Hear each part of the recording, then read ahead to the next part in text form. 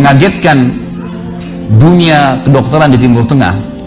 Seorang pengusaha, Masya Allah, punya keluarga yang sangat besar. Dia berpoligami, punya istri yang 4, kemudian anaknya banyak, harta kerbanya banyak. Perusahaan yang dia tanggung itu lebih dari 20 perusahaan di bawah naungan dia. Orang kaya raya, mampu. Subhanallah, satu waktu di umur 63 tahun dia datang periksa ke dokter. Dia rasa nggak enak, sesak nafas. Waktu difoto di ronsen, tiba-tiba dokter yang foto itu kaget. Waktu selesai di ronsen, dia katakan, mana tadi pasien yang di ronsen? Mana pasien tadi? Pasien masih duduk di depan. Pastikan pasien ini cari di ruang kematian. Nggak mungkin, secara ronsen sudah tidak bisa. Jantungnya tidak berdetak. Orangnya tidak berdetak jantungnya. Subhanallah, pada saat dicek ternyata tidak berdetak betul. Di tanah mana dokter ini tidak percaya, dia teriak, dia mengatakan ada orang mati baru di ronsen tapi bernafas, gitu kan. Dia panggil telepon teman-teman spesialisnya, kemudian ditelepon datang. Kemudian dikasihlah gambar tersebut kepada temannya mengatakan, mana jenazah ini? Kata temannya, dokter yang satu yang foto pertama, ini bukan jenazah, ini orang yang lagi duduk. Kaget dokter yang kedua, jantungnya tidak berdetak secara medis, nggak mungkin bisa hidup. Bagaimana ceritanya nih? Dipanggil, apakah ini punya Anda? Dia bilang, iya ini punya saya. Dicek lagi kedua kali, benar.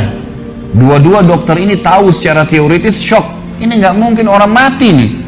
Nggak ada ceritanya nih. Dipakai alat USG pun jantungnya tidak berdetak. Kok bisa hidup nih? Bisa ngobrol.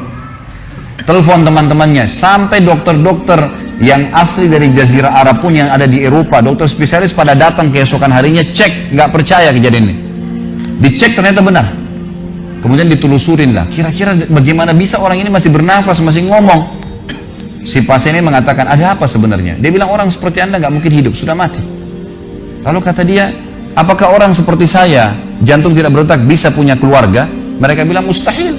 Dia bilang, saya punya istri, dan saya melayani mereka.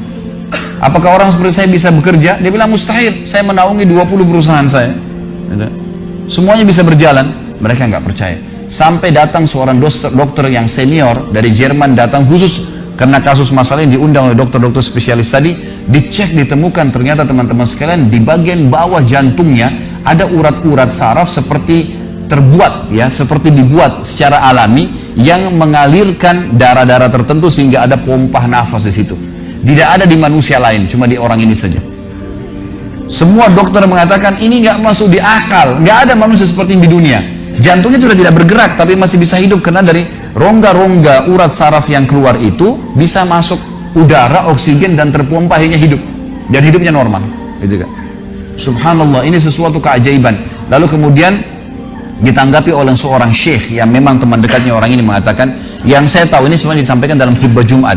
Lalu dia mengatakan, yang saya tahu, orang ini tidak pernah ketinggalan puasa Senin Kamis, tidak pernah ketinggalan puasa Ayyamul Bid, semua puasa sunnah dan wajib dijalankan, dan tidak pernah buka puasa sendiri, pasti buka puasain orang lain. Tidak ada kegiatan sosial, bangun buat gali sumur, bangun masjid, bagi kitab Al-Quran, tidak pernah kecuali dia ada di situ. Walaupun andilnya tidak besar, tapi selalu ada. Orang tuanya selalu dibaktiin, selalu bersedekah, selalu kalau datang kepada saya diskusi tentang masalahnya orang. Ini ada tetangga saya punya masalah begini, bagaimana jalan keluarnya secara syariat, dan seterusnya. Hidupnya sibuk dengan ibadah kepada Allah Subhanahu Wa Taala.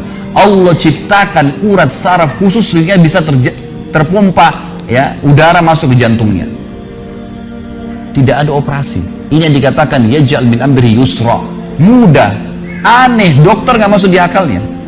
Dan ini banyak orang subhanallah lupa dengan Allah Azza wa Jalla. Subuh besok insya Allah kita akan bahas lebih jauh masalah itu. Mereka tidak tahu kalau kekuatan Allah Subhanahu wa Ta'ala. Sakit, dokter, dok, bagaimana saya bisa sembuh? Subhanallah.